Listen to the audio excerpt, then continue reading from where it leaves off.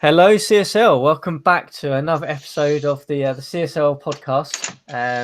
Today we're going to clearly talk about everything draft related with the 2023 draft well underway, and I'm joined today by two special guests who will know a lot about this draft, all the different players, and help me try and break down some of the picks so far. So I guess first up we have Tim from the LA Lakers, who's clearly been very active in this draft, having a top three selection. Tim, how you've seen the draft going so far? Are you happy with your pick? Yeah, I'm happy with it. I know a lot of people were like, you should have taken like Harrison or Porter or somebody else, but I'll talk more about later. But really, for our situation, Musso is really the best option, and we also have we're also trying to trade back into the draft. We have a few more other targets, and then we have those three second round picks, which uh, we'll probably end up just going blind on. But who knows? We'll see. Maybe more people will fall than we think. Who knows? Who knows? There's still a lot of picks to make between now and then, and we'll see how it pans out. And the other guest that I've got on today is another regular on this podcast, Gary from the Washington Wizards. How is everything going? Pretty good, man. Pretty good. The draft's going by fast, so this is nice. Yeah, building up towards your pick, and we're just 5 or 6 away now. So now it's coming down to your draft board. Have you still got guys on there you're looking to select? Yeah, I have a few guys left.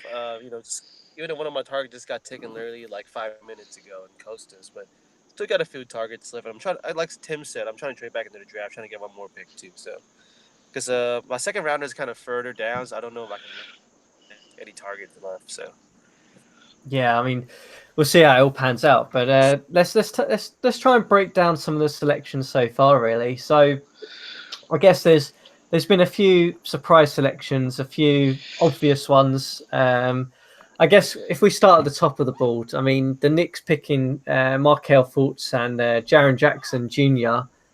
Pretty obvious picks. Do you guys think? Bit of a no-brainer for them taking a guard and a front court player. Yeah, I mean, pretty much that's what Phil was looking at because I've been talking to him about this for literally months, and I made an offer for the number to trade up one spot to the number two pick because I really wanted Fultz. And yeah, you can make the argument that they should have gambled on Porter because they don't really have a true number one scorer. They have a couple of decent number two scorers, but yeah, I mean the picks make perfect sense to me. yeah, I agree. Those two are obviously the safest picks in a situation as he's just having a tough situation rebuilding, not much talent there. So you definitely want two pieces that are almost for sure that's going to develop into good players. Like Tim said, I really like Markel Fultz too, especially if he has a chance to get the scoring boost. It could help him big time. Right now, he reminds me a little bit of Cameron Payne with a bit more offense and less turnover generating, but really good playmaking too. And Jaren Jackson Jr. just looks like a good all around player. And once again, if he gets one of those plus 10 scoring boosts, that guy's going to be a problem. But it's interesting to me. Fultz actually reminds me of Moutier, only with a lot better shooting. And Yeah. I think if Moutier and I was working on getting Moutier shooting better, but it's funny because to me they're exact clones of each other. They have a lot of the same strengths, a lot of the same weaknesses. So Yeah, I mean, I agree with everything you guys have said. I think it's two great building blocks for a New York Knicks franchise that just desperately needed some proper talent, and you know, Phil has definitely got two pieces there that he can, look to build around for the next sort of decade or so. So it's going to be exciting times for New York. Yeah, and I also get the reasoning why they want to pick like somebody like a Porter because I know he like really loves Maldo Low because I traded Low to him and we talk about him a lot and he just seems to really like that kid's improvement so far, and he feels that that kid can be a legitimate offensive option. So maybe that's why I decided to go with like a Fultz or Jackson instead of Porter. yeah, and like I told Phil, essentially Low, unless there's a big training camp jump. Lowe is going to start off as his point guard. Fultz isn't quite ready yet. He'll be at shooting guard. So it'll probably be another season, maybe two, before Fultz shifts over to the point guard spot. Yeah, I will see how it works out. I mean, if Fultz gets a training camp boost, then he might be more suitable to play a couple of different positions this year. But yeah, I think for the time being, whilst he develops, he's almost certainly going to be penned in as shooting guard for the New York Knicks. So that kind of wraps up the top two, which were I think we all agree was fairly obvious choices in the end. But then we kind of move on to picks 3 and picks 4, and two sort of surprise selections really. Obviously, the Pacers dealing the pick to yourself, Tim, and then the Bucks picking Troy Brown as well. So should we try and unpack that a little bit first? So I guess the initial one is obviously to talk about your pick, Tim, in terms of taking Musa at number 3, a guy who, when I looked at the draft boards, was penned anywhere sort of from 10 to sort of 5 or 6. So interested to get your thoughts on selecting him, what many people would see as quite early on at number 3. Well, he was rising up the draft board considerably throughout the scouting period and the workouts. I know a lot of people are down on him, but I was able to do quite a bit of narrowing because of how much I scouted him, and he has no real weaknesses. Even his defense is not that bad, and so he can shoot out to 3-point range. He can definitely pass handle. Upside is as starting point guard, potentially elite point guard, depending on how high the pass handle ranges go. He can get some blocks. He can get some steals, which is why Kyrus said, I think it was Kyrus, he said, not his man defense won't be fantastic, but he can be a decent defender. He's got that 6'9", 195, which is a perfect height weight combination. To play the 3 and the 4, he probably needs to add about 5-10 pounds more. Um, but really just a great all around player. And the I was able to narrow down his ranges enough to where there's some areas where he doesn't have much upside left, but there are areas where he has considerable upside.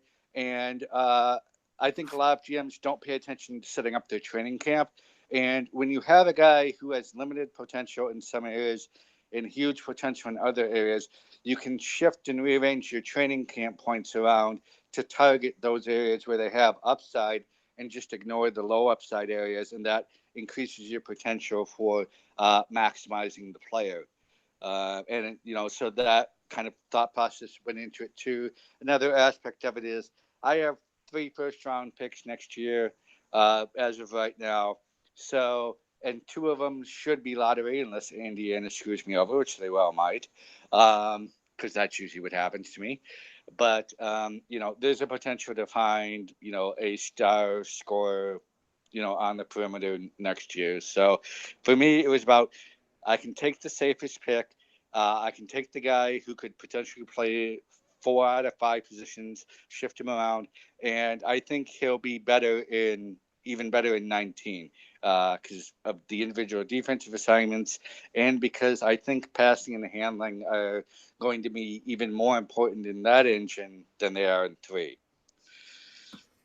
Yeah, so interesting selection, and we've seen the comments on the board about Musa, and it's mixed, to be honest. I guess question from me would be, you obviously mentioned that Musa can probably play a couple of different positions eventually.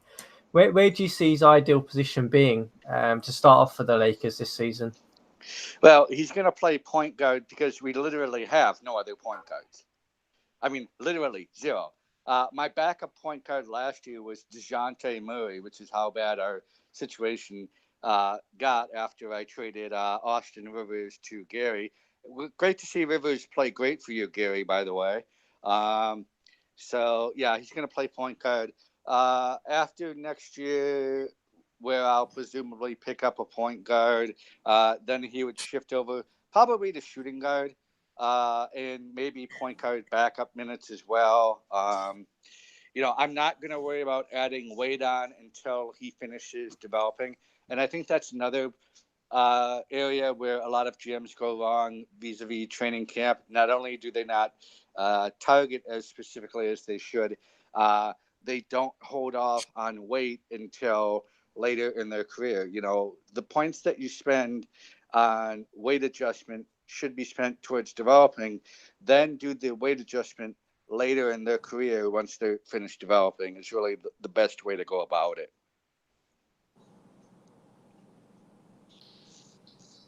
Yeah. So, like Tim, he dropped a lot of knowledge here. Actually, the training camps actually makes a lot of sense, which I really never really thought about it that way, especially with in regards to the weight adjustment.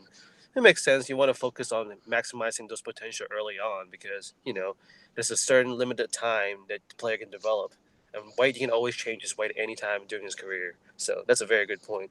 But in regards to Musa, he's always been one of those bipolar prospect from everybody's opinion in this draft.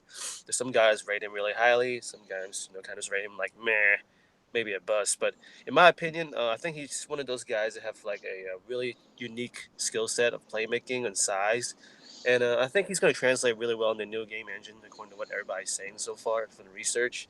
And I think Musa is just a guy that's has upside, versatility, and for somebody like the Lakers or that has Marvin Bagley, you don't really have to pick another like a home run pick to carry the franchise. As Bagley can be that guy, and when Musa develops, he can be the perfect sidekick for the Lakers.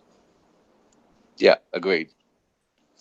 Yeah, I mean, for me, Musa was a guy that I was, I only scouted once to be honest with you, so probably saw limited balance in terms of his ratings. But he was interesting in terms of his all-round game, and I mean, I mentioned this to you a couple of times, Tim, that I felt that moving to the new engine, he'll be a lot better than he currently would be in the current engine that we use. So be interesting to see how he transitions and how you fit him and how you develop him going forward. But an exciting prospect to have alongside Bagley for the Lakers, I think. Yeah, So another thing I want to point out is that he can place literally 1 to 4, as long as it depends on how you want to use his weight and height. And right now, he has really good height rate ratio to be solid at playing backcourt because, like I said, the lower the weight in this game, you can usually be decent at stopping drives even your defense rating is not that high. And plus, I believe he has like a pretty good block rating if he plays at a wing or a guard, and he has really good Yeah, steal rating if he plays as big man. So that's always a good thing to have, especially in the new engine. You can really match up guys in certain positions, and I think he can really take advantage of those little qualities. yeah, exactly. And that was something else I noticed as well. His block steal is going to be a great matchup either at, like you said, the back court or the front court. What I'm actually going to be really interested in seeing is how his excellent rebounding ratings are going to be at, point guard or shooting guard, and see what kind of effect that has on the game. Because I know you had Briante Weber, who has really good rebounding for a guard. How did you see Weber impacting your game when you had him, Gary? It depends because our game plan. Whenever I had Weber the first year, ran a lot of zone because our defense wasn't that good, so I didn't really take advantage of it. But he seems to be pretty well at rebounding. I'll say, I tried him actually at small forward before, and he actually rebounded much better there. So I think it might work out with a high rebounding rating. I know the Kings right now have been experiencing with Jalen Adams, one of those guards have really high rebounding ratings, and I think there's some pretty big rebounding games from that guy too. So it could be something to look at. Yeah, and they just won the championship, so There you go. exactly, it helps to have players in positions who have unique skill sets, and Musa certainly will have that going forward, I think.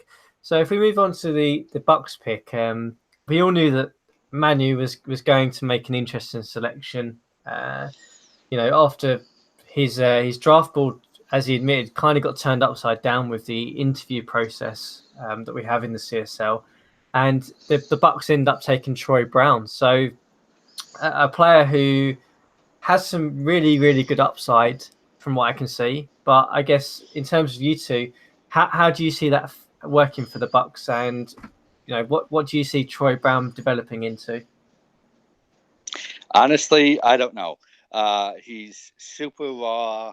Um, I know Manu compares him to Tracy McGrady, and the key will be to surround him with shooters.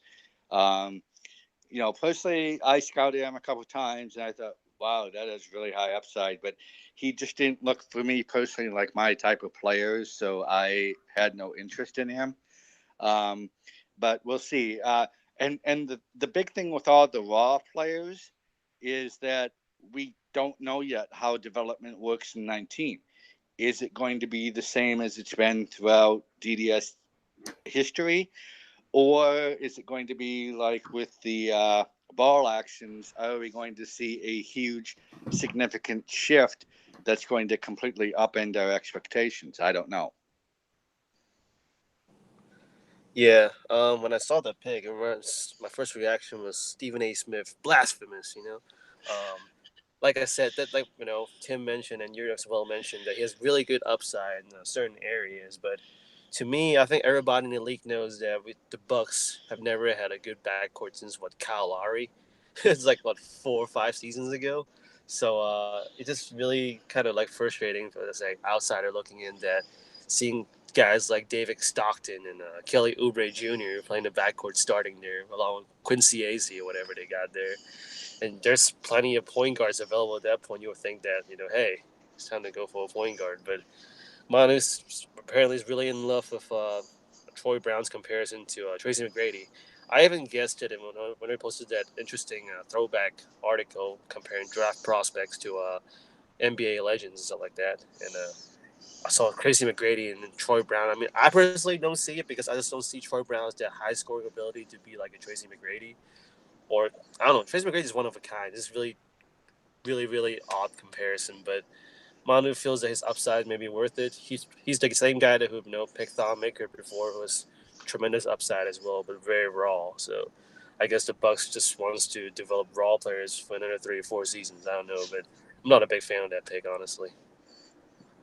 I mean, for me, I think people are being slightly harsh on the Bucks with this pick, and everyone can sit there and say, "Oh, he's incredibly raw and he has this upside, and he may never get to that upside." But if there's one team in the whole of the CSL who have the capability to take the high risk pick at the moment, given where the Bucks are, it surely is them, isn't it? I mean, other teams, you look at for example, the Pistons, the Knicks, the Hornets, the Magic, the 76ers, all of these teams need guys who will come in and perform from day one, really, because they need guys who are guaranteed to, if they're not going to necessarily become, all-star players, Hall of Fame players, they need guys who are going to come in and actually impact their rotation. The Bucks, on the other hand, are young and they're building very slowly, and they can take a flyer on a guy with huge upside. And I think that some of the comments on the forum about the pick have been slightly harsh because yes, Troy Brown may never become the Troy Brown we see in the scouting, with that amazing scoring ability, but he's kind of the player the Bucks need to take a flyer on. Yeah, I mean, I can see that. And for me personally, once Fultz went off the board, uh, and I'll talk more about it when we get there, but I didn't see any other point guard as being worthy of a top 5 selection.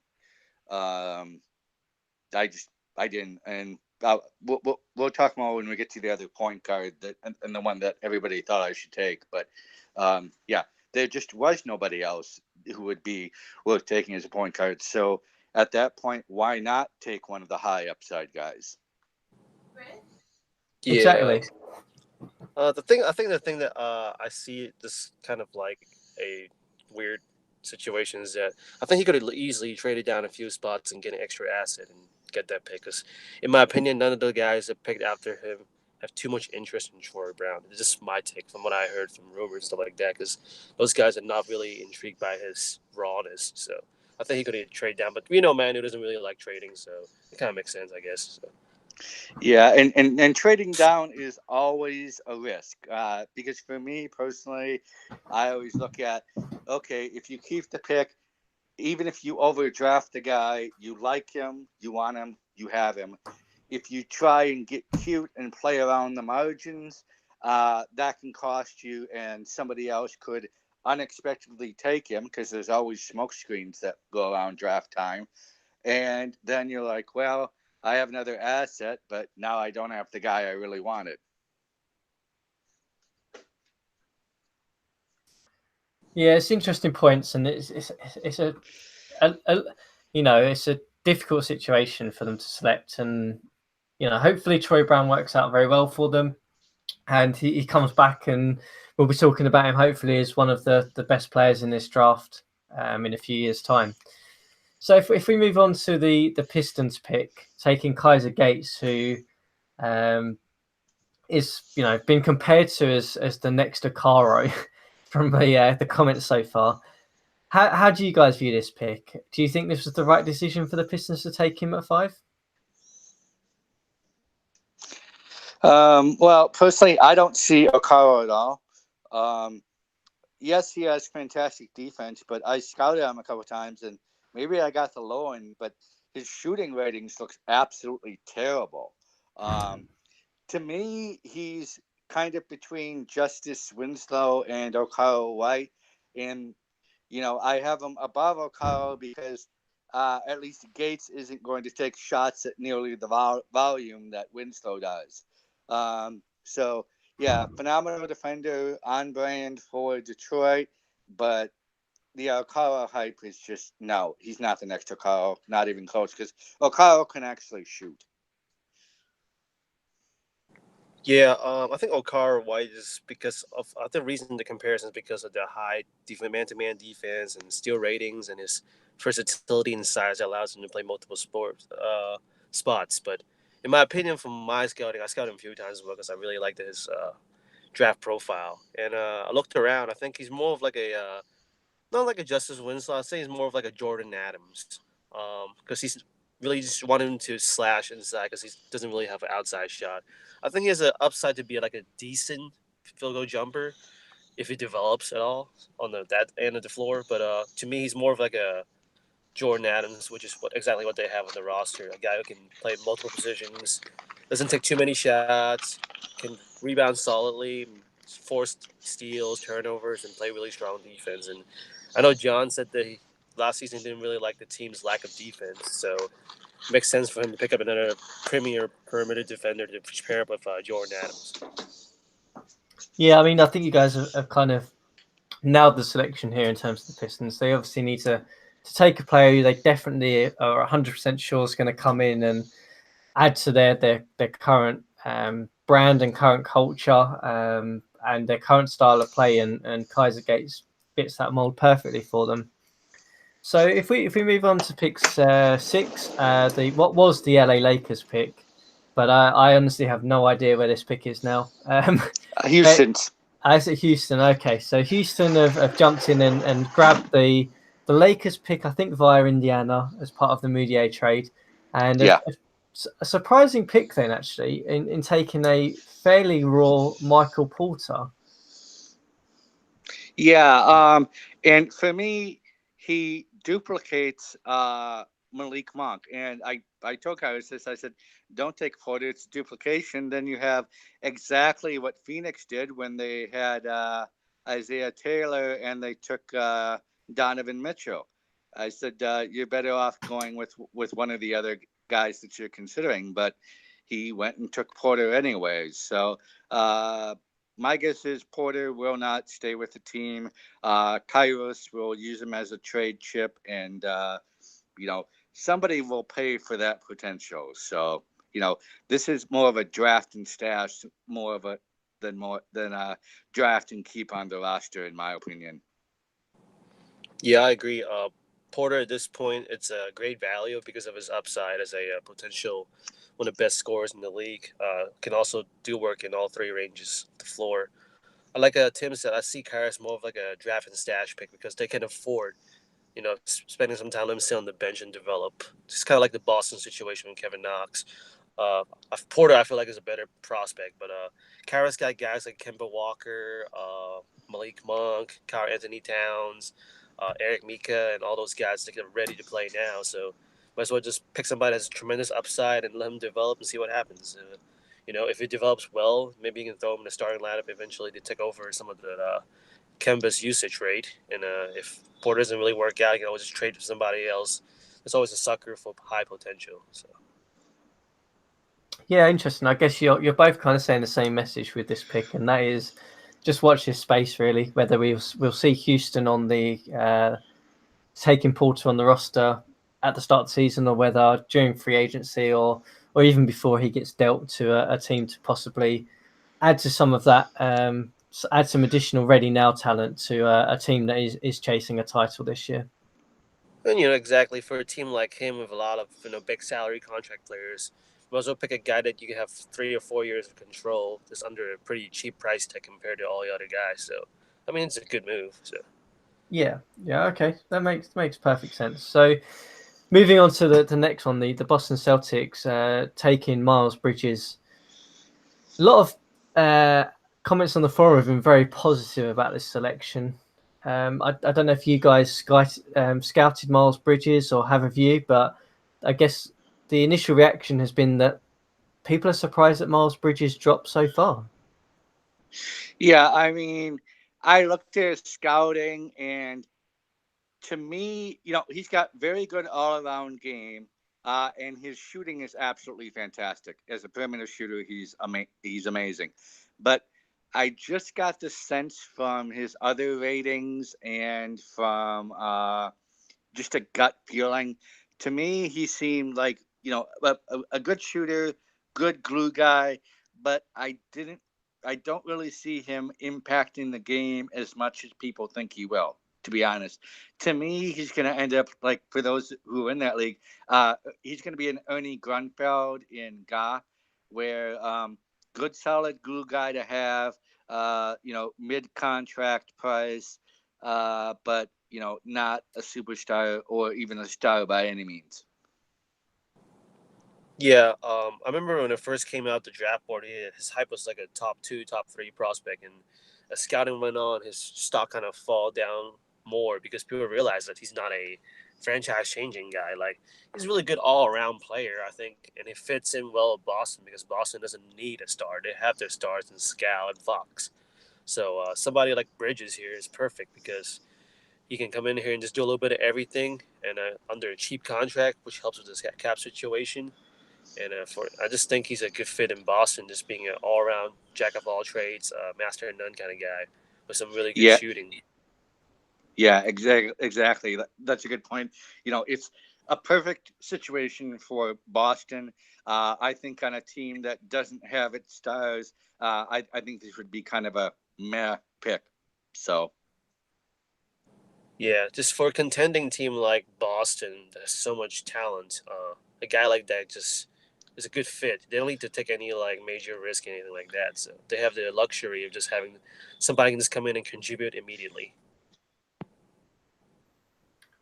Oh, excuse me. Yes. So yeah, someone who's going to come in and contribute immediately. I think the other comments which you kind of highlighted is that he kind of fits some of the weaknesses that the Celtics currently have in their roster, and he can do a little bit of everything. So good selection, I guess, is what we're saying, and we'll see how he does there and develops. Whether he gets solid minutes or not off the bat, I don't know. I think there's a lot of competition in Boston for rotation minutes, so we'll see how that one Yeah. works out. One more thing I forgot to mention for Boston is that I believe some of the younger guys that are up for big, restricted free agency. Some of those guys will get big contracts. So why not get a guy that can replace them at a wing position? Because I believe guys like Michael Gibbenhage, whatever, I don't know how to pronounce his name, but I know he didn't really like his production in the end because he was kind of inefficient. So I think Bridges is going to be the next guy to take over. yeah, I agree. Yeah, and then we kind of move on to pick 8 and the other Bridges. Mikal Bridges was taken by the Charlotte Hornets. I guess initial comments have been that he is a 3-and-D guy and a good fit for the Charlotte Hornets, but not necessarily the best player available. Right. They really need to go with either Collins. Collins would have been perfect for them. And honestly, that's who I think everybody thought they were going to take. But they didn't. And I'm like, initially I was like, what? But then I looked and I thought, well, yeah, then you can bump Kormaz down to a 6-man role, and it makes sense. And the thing about McCall, like I said in the comments, he can only play small forward. His handles will not allow him to shift to shooting guard, so he's one position only. And but and he only has two skills. He has defense and he has 3-point shooting. That is literally it. He still needs to develop his discipline, which he has really high potential, if I remember right, but it's really low right now. So, like he's like the extreme version of 3-and-D, and so yeah, I agree. Good pick, but at the same time, I'm asking myself, okay, where's the scoring power forward next to Photo? They still don't have that. So maybe they'll find somebody in free agency, or maybe they'll trade for one. But yeah. Yeah, he's like Tim said, he's a very extreme 3-and-D prospect. A lot of GMs here values 3-and-D wings, and he's kind of that guy. To me, from my scoutings, he's more of like a, I guess, Justin Anderson slash like a Travion Graham on steroids because he doesn't have the greatest handles, so you can't really shift him around too much. More of just a small forward kind of guy, but hey, he fits in well with next to Trae Young and Chris Dunn because those two guys already got backcourt the future there, and Bridges somebody can just literally bridge the rest of the roster out as a small forward. Yeah. And I think it's a good pick because they also have like $26 million of cap space, something like that. So I'm sure they can find somebody at power forward or center. So I thought they would have picked John Collins, maybe even Robert Williams as a glass cleaner slash rim protector. But hey, they have enough holes in their roster that this fits in well anyway. So Yeah, I think it's probably a good selection in terms of fit. I guess exactly what you guys said. I'm surprised they didn't take a center or a front court player because I felt with the cap room they have, there are better options available for them to try and chase with that in free agency who can fill that small forward guard kind of position that they need someone in. So interesting decision, interesting direction, and we'll see how that pans out for them in going into free agency and who they chase with that cap room they've got. Well, here's an interesting idea. Um, what if the Hornets go for Christian Wood? He would fit. He plays much better at power forward than at center. He can score. He's had some really great games for us. And that's without any wing talent to speak of. And I think putting Wood in at power forward, I think that gives. And then you have Korkmaz off the bench. That puts in having Bridges too. I think that puts them in contention to have them be a super improved team like Atlanta was this year. And then all of a sudden, sorry, Gary, but the Southeast starts looking like it's going to turn into a nightmare division to be in. oh yeah, I expect it. There's gonna be a bloodbath. I mean, even Willie has a talented roster, but we'll talk about his roster later. But like you said, it's gonna be a bloodbath in the division. I think that if they can land somebody big on free agency, like somebody like a Christian Wood or even Mitch McGary, because I know the Kings are trying to shop him around because they just can't afford Solomon and McGary and Nurkic at the same time. So Yeah, McGarry would be McGary good too. would be an interesting fit there because good all around big man there. So we shall see what happens, but I think this pick makes sense. That as long as they can land somebody in a front court position in free agency. Yeah, some interesting ideas you've both thrown around there, and I didn't necessarily think of the power forwards who are available, but yeah, interesting times for Charlotte and exciting times for them. Who, considering where they were 2 seasons ago, much improved. So if we move on to the Orlando Magic, in probably the biggest trade on draft day, in terms of it hasn't been posted yet, but the rumors circulating are, and from the post have been that the Magic have sent number 9 pick and which end up being Shaquille Harrison to the Phoenix Suns for Devon Mitchell, the guy who the Suns drafted quite high last year. Who And sorry, Chris. yes, Just to interject, there's also a swap of uh, Phoenix is getting a lottery pick, and they're sending back a late first pick. So that's the other assets that are involved in the trade. But go on. Okay, an interesting dynamic then to add. So a lottery pick and number 9 going to the Suns, and Devon Mitchell, and a late pick from sounds of it then going to the Magic. Interesting moves. A lot of talent switching teams here. I guess Mitchell aside and the trade aside, just focusing on Shaquille Harrison and obviously end up at the Phoenix Suns. How do you guys see that one and that fit working out? Because the Suns obviously desperately needed a point guard, and it seems like they found one for the future. If okay, here's the big thing about Harrison. He's great in a lot of areas. Phenomenal handling, phenomenal defense, good stealing already. Um, the although I don't think his passing is quite up to par, but anyway, quite yet anyway, and I don't know if it will be. But here's the big crux on Harrison. Number one, he doesn't really have great shooting. He doesn't have a 3-point shot at all. And the other big issue, and this is what ultimately scared me away from him at 3, was he has terrible IQ. Um, people say, "Oh, Alfred Payton," but Payton has an IQ of 69. They look at Eric Bledsoe and say he's one of the all-time greats. He has 58 IQ. But then look at Jeff Teague, look at Jrue Holiday. They both have shitty IQs. They both underperformed relative to their ratings and were not very good. So there's a lot of GMs in this league who don't really care about IQ. I personally do, especially when it comes to this community in general about how significant IQ is to a roster makeup. You got the school of train of thoughts that like Tim and former Pelicans GM Jace, they're really really high on IQ ratings for guard positions, and there are guys like Brett and John that's just like IQ is whatever. But to me, this pick, Shaq Harrison makes sense for the Suns. They've been looking for a point guard for quite a while now. I don't know if he's the perfect fit, but they have 3 different point guards now they can throw out there. They got Ish Smith who can kind of slash, shoot some threes, and play make. Can't play defense. And you got TJ McConnell, can shoot the 3 ball, solid playmaking, plays defense, but doesn't really do anything else. And now you got Shaq Harrison, very athletic point guard, can play multiple positions, rebound.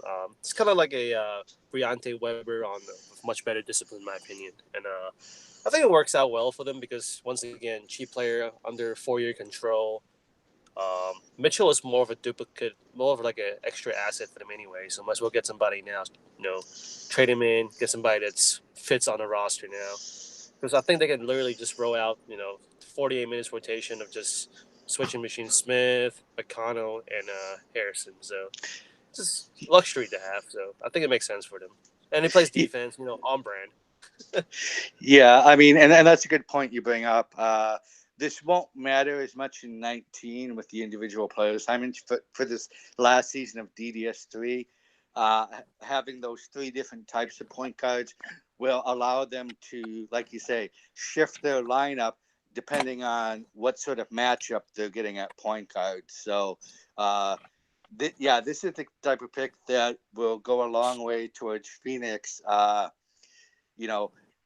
getting over that playoff hump and getting back to that first, second round playoff hump and getting back to the championship level, because, like you said, they'll be able to throw whoever point guard against whoever, perfect matchup situation. Yeah, because I know Doug mentioned about he was getting irritated, getting burned throughout the season and playoffs by good point guards like John Wall and Eric Bledsoe and Russell Westbrook and stuff like that. So that's probably why I pick Harrison up as like more of a ace in the pocket in case you need to throw him out there to guard against those guys. Yeah, and I guess just interested to get your views for both of you on the Orlando Magic side. Obviously, getting Mitchell and a late pick. Just what do you guys think? I mean, that seems like fairly good value for number 9 in this draft. Yeah, it's good value, but at the same time, they just gave up a lottery pick, and they still do not have 3-point shooting, and they still do not have a point guard. So great value, but the fit is absolutely terrible. Yeah, everybody knows in the league that Orlando Magic, zone 9, and I think Gabe Mitchell is great. Great young talent. I think he has really good upside, even as a two-way guard. But the problem with him is not a big three-point shooter either. So once again, No. spacing is an issue.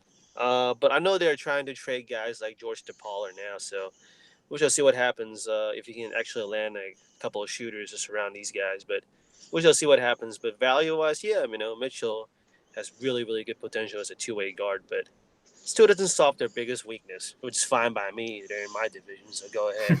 I'll just keep zoning. Yeah, I think there's a lot of talent on that Magic team now, and I mean, I think I said this last year. It'll be interesting to see how it all meshes and how it works together, whether it comes off or not. But there's definitely a lot of talent on that team now.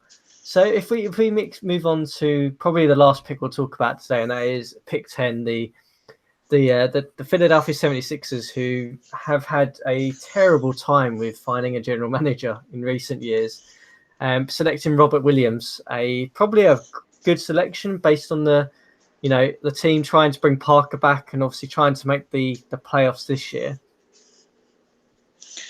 Yeah, I mean, from what I remember from my scouting, Williams has great rebounding, defensive potential. Um, his discipline and IQ, I personally got low ratings on that, so that's what I was kind of like on him. But what I like about this pick is that it gives them insurance in case Adrian Payne ends up walking away this offseason.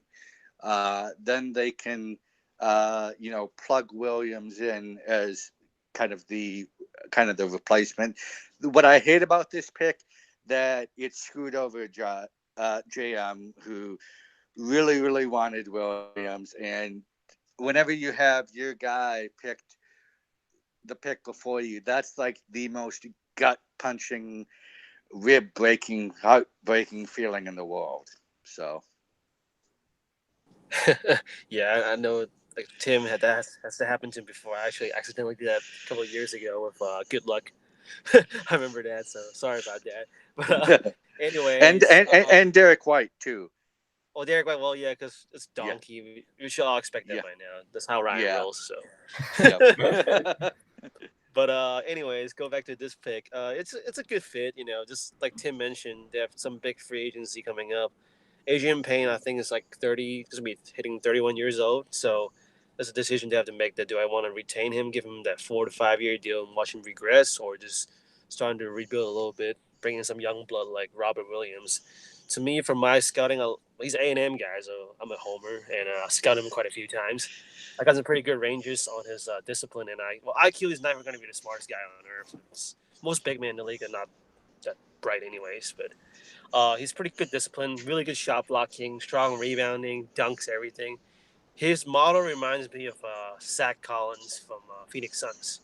And I think that he's going to work out well for Philly if Adrian Payne bolts out.